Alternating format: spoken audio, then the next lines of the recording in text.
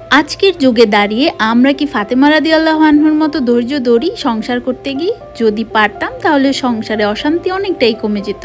তিনি নবীজির প্রিয় কন্যা হয়েও পৃথিবীর সেরা নারীদের একজন, তারপরেও তার জীবন ছিল সাধারণ এবং কষ্টময়।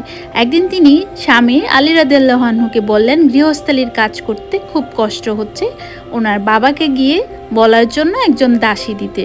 নবীজি তাকে দাসী দিলেন না, বরং শিখিয়ে দিলেন ঘুমানোর আগে ৩৩ বার সুবাহান আল্লাহ, ৩৩ বার আলহামদুলিল্লাহ এবং ৩৪ বার আল্লাহু আকবার পড়তে। এই জিকির ফাতেমা রাদিয়াল্লাহু আনহুকে মানসিক শক্তি দিল, শারীরিক কষ্ট করার ধৈর্য দিল।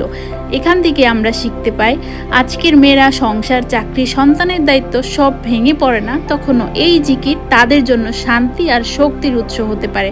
আপনি কি প্রতিদিন ঘুমানোর আগে এই জিকির পড়েন? যদি না পড়ে থাকেন তাহলে আজ থেকেই শুরু করুন। ভিডিওটি ভালো লাগলে কারোর সাথে শেয়ার করে জানিয়ে দিন।